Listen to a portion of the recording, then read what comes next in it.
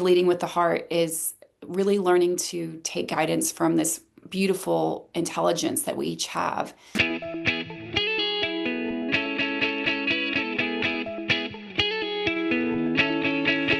Hello and welcome to Center for Victory's podcast of Your Best Day Yet. At Center for Victory, we're here to help unlock, reinforce, and enrich relationships through personal and professional development. I am Eric Guy, Chief Victory Officer here at the Center for Victory. With us today, all the way from Austin, Texas, Meghan Cathlin. She is a writer, speaker, and founder of Considerate Ventures. For over 25 years, she's been a trusted advisor to authors, celebrities, and CEOs. High stakes environments, heart centered missions. I'm going to stop and let you continue to introduce yourself, Meghan, but thanks for being on the show. Well, thank you for having me, Eric. I'm so happy to be here. And I think you did a great job with the introduction. Been producing events and advising leaders and celebrities and influencers for the past 25 years and have always been in love with the heart and love. And I'm so excited to be moving more into writing and speaking to expand that work. Yeah, and we're going to unpack one of the things that we're going to unpack today is your debut book, Leading with the Heart. So we're going to dig into that. Maybe that's just where we should start. But before we do that, you've had a kind of, I would say, an unconventional path, right? You tell this story. I mean, it's better from You can you. tell it, Yeah, Eric. yeah. You mean so go ahead because I'm really excited for this. Oh, thank you so much. Yes, I did have an unconventional childhood, starting with my father committing suicide when I was 5. And that was a real pivotal moment for me because at that time, I had been raised Catholic and the church had taught that suicide was a sin. And so that moment was very pivotal for me because when I found out that that's how his life ended, I had to sit with the idea that my dad might actually be burning in hell. And so for a small moment there, I tried to imagine it. And I realized in that moment, which was the life-changing moment for me, that I didn't believe it. And in that moment, I knew that it was wrong and it was not correct, and that we were all protected, and that my dad did something out of sadness. And I didn't believe in a world, a God, or a universe that would enjoy inflicting pain. So in that moment, that really changed my life because I realized that I wasn't going to believe in a bad or a universe, a world or a universe that's bad. So I really went forward with a full heart despite the hardness and the tragedy of that moment. But it did devastate my household. I was with my mother, who, of course, was a single mother at that point, my brother and my sister, and we were very poor. We didn't have a lot of money. We were in a very sad time, of course, and our household just really started falling apart. My sister was the eldest at the time, very close with my father, and our home became just shadowed by depression and a lot of heartache, and my mom could barely keep it together. So it wasn't very long before we were kind of just surviving. And so I ultimately ended up dropping out of 8th grade. I couldn't really handle being in a normal school with normal people when so much felt so dark in my life. And I was unfortunately in a very wealthy school district, even though we were very Mm. poor. So the pressure of just life and the household became so much that I just needed to tap out. And so I completely stopped going to school. I had Wow. skipped a great amount of school before that. Did you have a question? I should keep it. No, I just Okay. said it's just wow. Yeah. Yeah, so so that was 8th grade, but before that, I was already drinking and doing drugs at the age of 12. Wow. So it was just escape, numbing, freedom seeking, when I couldn't get the pleasure of everyday contentment and fulfillment through a secure home and a secure environment. And there was really just not a lot of money for anything. So I found some freedom and joy in odd ways. But the strangest part of the story is I ended up becoming best friends with a homeless person named Jimbo. And he was magical. My sister and I were just texting about him yesterday, and we both believe that he was an earth angel of sorts because he was delightful. He had a blue bandana around his forehead. Everywhere he went, he had a boom box, and he would, regularly buy batteries. And when the boom box would break, he would go buy a new one. And he was always blasting 70s rock music. So because of him, I wrote my first fan letter to Leonard Skinner, and he was like, sweetheart, most of them are dead. I'm sorry to tell you. So, so just so many great times with him, even though it could have led to something inappropriate, it was actually a beautiful friendship. And so I spent many days out in fields with him, drinking, 40s of malt liquor with this band of lost souls, and we would sing songs and write poetry. And there was also, of course, darkness. I write in my book about abusive relationships I entered into and all kinds of mayhem. But really, just my childhood was a lot of wild stories because I was living in a totally alternate universe before I started to pull my life back together. So there's a lot to say there, but how was that for a summary? Yeah, good. I mean, what happened then as you got older in your teenage years? So you dropped out of eighth grade. That's devastating. Just that. I mean, before that, with what happened to your dad, obviously a lot of trauma and stress. What happened between like eighth grade and where you were maybe 18, 19, 20 years old? What was going on at that point in time? Well, one of the gifts of my life is that I've always been self-reflective. It's just a natural part of who I am. So I have journals starting when I was 10 years old, and I was always seeking answers. And it really started with my dad's death when I paused and considered, did I believe that my dad was really being punished for this sadness that he had in his life? So I really got at an early age that humans had it wrong. That was always very clear to me. So I was always seeking for the truth, and I was always thinking about it, writing about it, looking for it.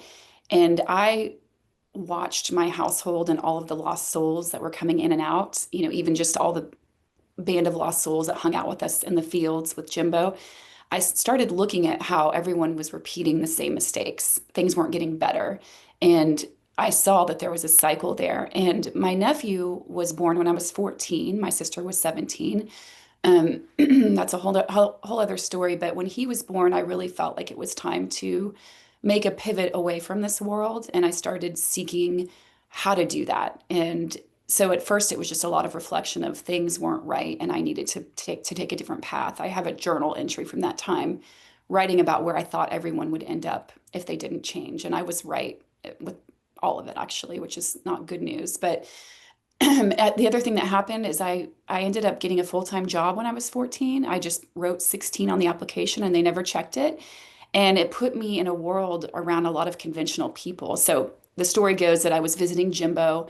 I took him a cheese sandwich, which was always what I brought him, just, cheap white bread, cheese, a little bit of mustard. We always said it paired beautifully with malt liquor. So I brought him a cheese sandwich and he's like, "What are you up to today?" And I looked across the street and there was this warehouse of buildings. And I said, "I think I'm going to go look at that little warehouse of buildings," because there was a store that sold jewelry to um, jewelers. And so when I walked up, the manager was locking up and he opened the door and asked me if he could help me. There was a for hire sign. And I said, "I'm here for the job." So he ended up letting me in, interviewing me, and hiring me. And that's what really helped me because all of a sudden I was showing up in a normal world. And it really helped put me on a different path. And most importantly, one of my customers is what led me into the music business because he worked backstage security. So that's another story. But taking that job ultimately led me into the career that I've been in for over 25 years. So a lot to say there, but I hope I covered a little bit. Yeah, well, then keep going. Like what happens? Like you Well, the big thing there is that I knew that I was looking for extra money. I was around 17, 18. I was, I graduated from high school early. I went back to my school Oh, so you district. did go back to school. I did, but what I did is my sister went to an alternative school at our district because she was pregnant at the time, and so Hmm. I asked that school if they would let me go and work full time, but finish out my coursework with them, and they allowed me to do it, which was Oh, another wonderful. unconventional but Yeah. workable thing. So I ended up finishing up most of my high school work. I did go back for a final semester at real high school just to get the experience, but I graduated a year early. I was looking for extra work. I called the customer that I knew so well, asked him if they were hiring. And that very day, the concert promoter himself, his assistant had just left without notice. So they agreed to meet me that day and he gave me a shot. I think it was like $5 an hour. And yeah, and it was funny because he was an excellent concert promoter, but he was a big mess. Like his shows were produced meticulously, but his day-to-day affairs were a nightmare. Like his contacts consisted of, when we would travel for events, he would have like 100 business cards with rubber bands stacked around them.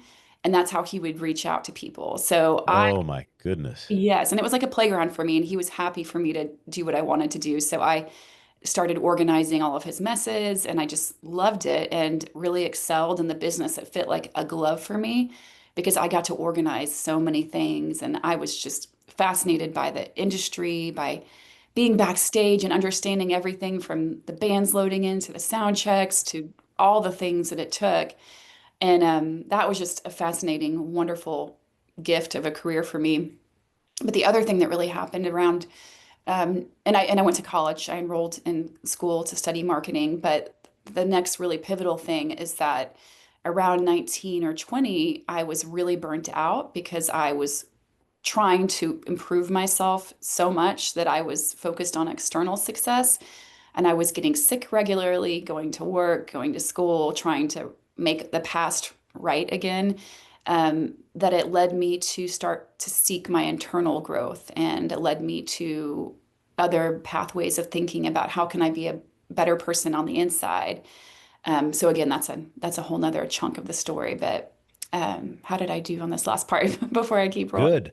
Okay.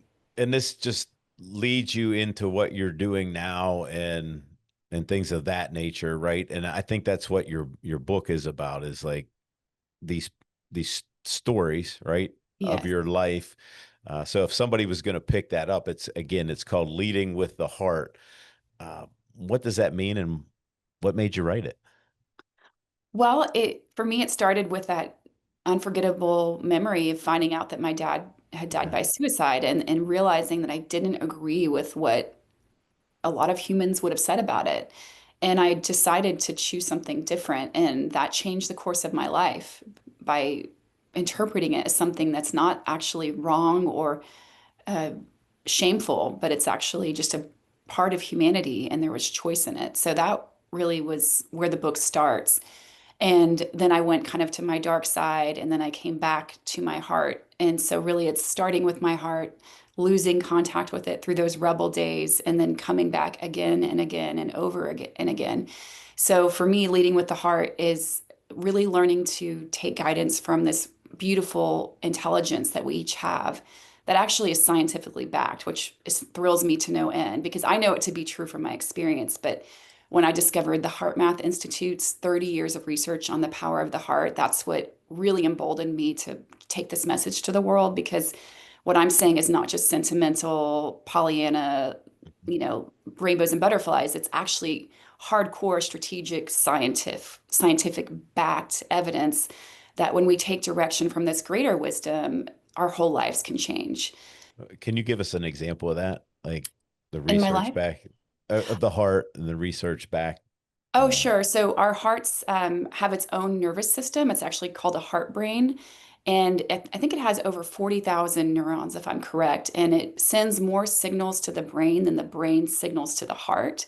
So the heart is a major player in affecting how we process information, how much clarity we have. And when our heart is in coherence, which means it's harmonious, it's in sync, and it's in a really beautiful state, it will impact our physiology, our brains, our hormones, just the way we're feeling. So when our heart is activated in that beautiful way, we're going to make amazing decisions. We're going to have more fulfilling experiences. We're going to feel greater peace. So that's the science end of it. And of course, we all know it in our day-to-day lives, like when we see a beautiful sunset and we're like, ah, life is gorgeous. We know it, and so now the science is here, and it's just great because I've always been looking for a sure thing. Like, yeah. life is hard. I'm so overwhelmed by everything I experienced in my life, and I was really exhausted with knowing that there was a solution, but not being able to name it. So this is why I'm so excited about leading with the heart, because for me, it is the single way, the single path towards everything that we really want for each of us as humans. hmm Yeah. Good stuff. Um, I know you've worked with a lot of folks. What have you learned about success? So that's the first thing. And the Mhm. second part of that question is what often, from your perspective, gets overlooked? Yeah, I think they might be the same answer, but when I young, in my early 20s, even late teens, and I was starting to get into this business where I was getting exclusive access to behind the scenes environments. In the beginning, I would feel so excited, like, oh my gosh, I get to be backstage with this celebrity. Or even when I was working with, big, huge corporations, I thought like I had made it. And I would walk into these behind the scenes situations and realize what a mess most of them were. And it looked no different than my life with Jimbo in the fields. It was absolutely no different. It was people having breakdowns, it was people mistreating others, and it wasn't the success I imagined it would be. Because we all think if we get to this top level, there we are, it's all great. But I realized that it's absolutely no different. It's a big mess behind the scenes there most of the time. And so what it taught me is that real success is mastering your inner life, because the successful people I have seen who do have it all, who are powerful in all the ways, not only do they have their external dreams happening, but they're also truly at peace. They're treating people with love and kindness and compassion, humility. And sure, they have bad days like we all do. They might, fly, go into a little tizzy or whatever, but generally their goal is to be a good human. And so what I found is what looks like success that we all think is the ultimate goal is often empty. And what I found missing, to answer your other question, is that most people aren't doing the internal work. And so absent that, they just have the shell, but nothing on the inside. And it's not pretty. It's not pretty. I've worked with billionaires, celebrities, authors, I mean, just the whole gamut. And some of them have been great, but there's a lot of situations where the inside is very, very dysfunctional. Yeah, that's a great answer and probably a lot of what I would have said myself. Yeah, and Yes. because sometimes the exterior looks great, and I think that gets into some of the stuff that you probably talk about. I have not got to read your book yet, and hopefully someday I will. But one of the things that I find is there's all this, there's this tension between what we think, so our head, and then our heart. Like, how would you describe to people? Because I've described it too. How do you get from this to this and make the argument for it? Why should we do Well, yeah, I love this that? topic. It's my favorite. But the brain is designed to keep us safe and small and predictable. The brain wants predictability because it's always monitoring for signs of danger, and danger can look like an opportunity, like a great opportunity to do something new. The brain can say, "Ooh, that's not the same. That's not yesterday's news. Don't do it." So the brain, it will always encourage us to stay small, is how I look at it. The brain wants control. The heart, though, wants expansion and upliftment and our growth. And so that's very threatening to the brain. And so that's why it's important that we do learn to lead with the heart, because otherwise our brains will take us down a path that we never actually wanted. And it's with the heart, it does take practice, because it is anything worth having is worth working for. But if you learn to really tap into your heart and lead with it, it can comfort our sweet little brain and be like, it's okay, brain, we've got this. And it can take you to great places. So I don't remember the second part of your question. Well, I forgot because I was wrapped up in your yeah. I mean, I've loved the answer, but it's really, how do we get from, how would you recommend that people that really get stuck like in their Yes. head, what would you say, hey, if you were to do this, this, and this would be a shift to get you kind of out of your head and into your heart? Yes, absolutely. I think the first thing is, knowledge is power. So I think understanding that the brain is going to ask you to stay small is a really important thing to stop and pause and understand. Because when we're worked up and we're freaked out, we have to be able to say to ourselves, that's okay, because our brain wants us to stay small. So knowing that these big feelings of anxiety that you're having or fear, knowing that it's your brain's purpose to do that to you helps to release you from the belief that it's actually telling you something that's true. So step one is just knowing, like, my brain is going to ask me to stay small. It's going to ask me to be yesterday's person. And so the heart is, again, it takes practice. But what I recommend that people do is identify the yes of their heart and then what I call the of your heart. Some people say ugh, so for me, a yes of your heart is You're elated by it, you're lit up by it, it feels really good, you're excited. And the ugs of your heart are the things that deplete you and feel so draining when you even think of it. So, what I encourage people to do as a first step is to start to identify when their heart is giving them a huge yes and when it's giving them an ugh, and to start to lean a little bit more into the yeses. So, I like to suggest starting small. So, for me, I when I started using this practice, I realized that I was saying yes to so many things that were actually an ugh for my heart. Small things like maybe someone's inviting me to participate in a book club that I know would actually stress me out to be there because I have too much going on. But I say yes because I want to be nice. But my heart is like, oh, why did you do that? It's the worst idea ever. So start small, start figuring out some ugs on your list and some yeses on your list, and start to practice giving more to the yes and less to the ugh. And that's just a small practice. And that builds confidence because you start to realize that the heart always, always puts you in the right place.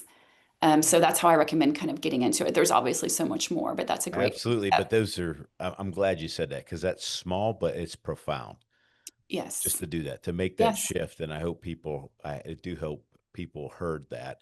Um, Now, one of the things I want to come back to that you mentioned, those patterns, those over functioning, people pleasing, what you just said, that, Yes.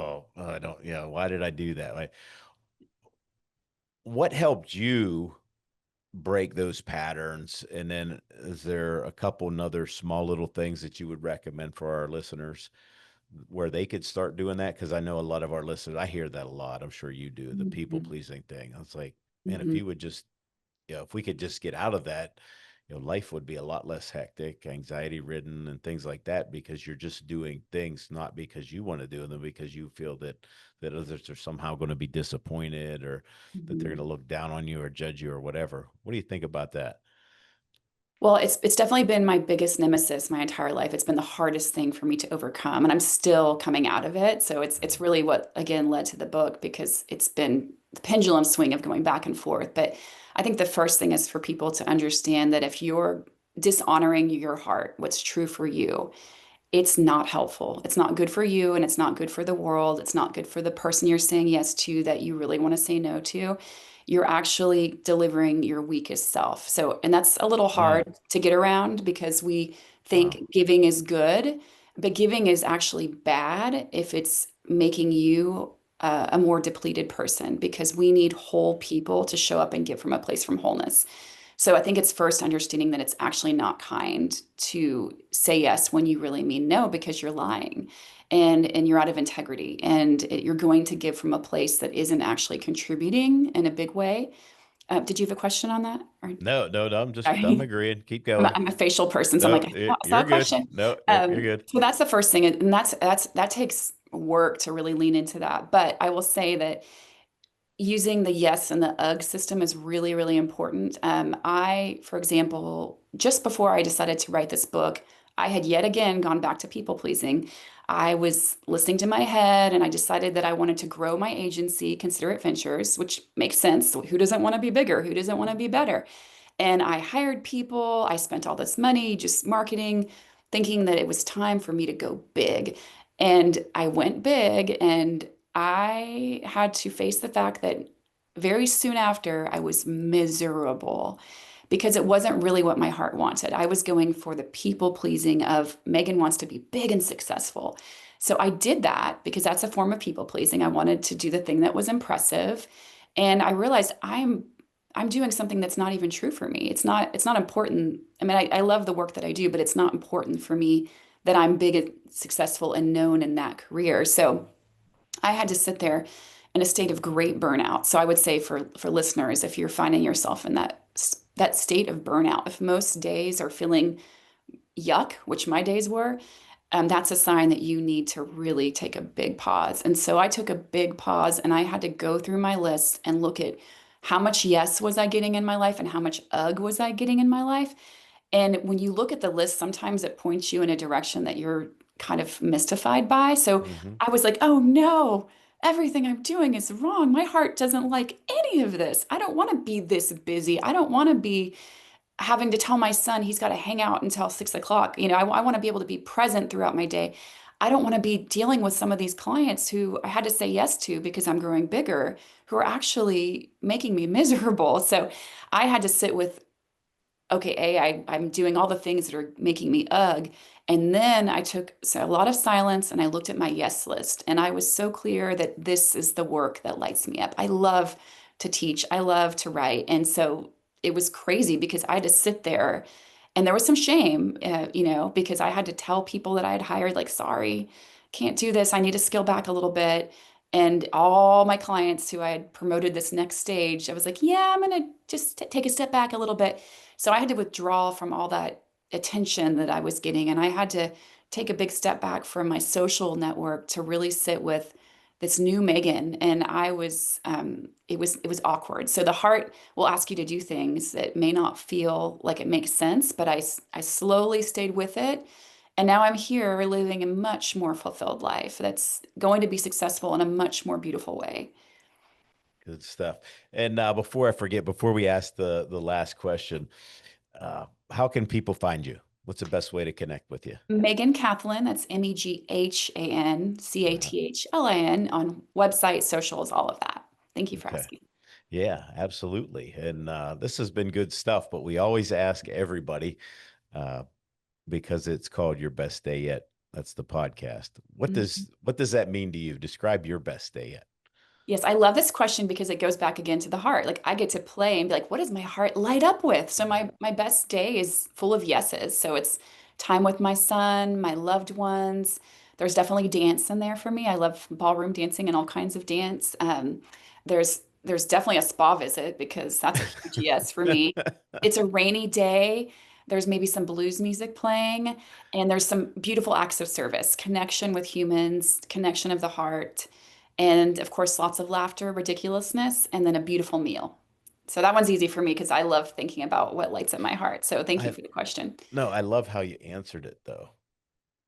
Oh, thank you. It's because Well, it's filled with yeses. That's like yes. you've summed it up maybe for everybody else. Hopefully nobody else watches this that's going to be on here in the future, but so far so good with that one. Oh, That thank was a you. good one.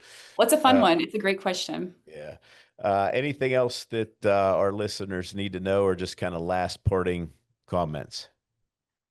I would just say that I've searched up and down and all around for answers for how to do life. I've read hundreds and hundreds of books. I've taken courses. I've searched every inch of the earth for an answer, and the heart is the most beautiful answer. So I really encourage everyone to stop what they're doing and start to learn about how to access that power. And I do encourage going to the Heart Math Institute for a ton of resources. And of course, my book, Leading with the Heart, why not? But Yeah. absolutely start yesterday because the heart has it all. You're not going to find it anywhere else. Well, thank you, and thank you for being on. Appreciate it. Uh, yeah, Yeah. this has been great. Thank you very, very much for this. And I hope that folks get some of those good nuggets that you've left there, because I certainly did. Well, Appreciate thank it. you. Thank you so much, Eric. I really enjoyed it. And I love all the work that you're doing too. And I'm excited to stay in touch and keep growing our hearts together. Thank you. Yeah, and Megan kind of let out before we got on here. She might come on one of our trips, our adventure trips, gang. That would be really cool to have a bunch of us, the like-minded people there, leading some Yeah. of these personal, professional development at night after the hikes. That would pretty cool to have you along. Thank you. I would love to be there. I think it's more than a might because my heart was like, yes, yes. What are the dates for the next one? So I Yeah. think I think I'll definitely be seeing you on one of them for sure. All right. Well, that would be fantastic. So, and we'll let people know if you're going to be there as well, because that would Yay. Thank we could you. tie that in together with a lot of the stuff that we're doing. But thank you so much. Hopefully, we'll have you back on. And that's all for today, folks. Really appreciate you tuning in. If you need more information, centerforvictory.com. And just remember, wherever you're at, whatever you're doing, make this your best day yet. We'll see you soon.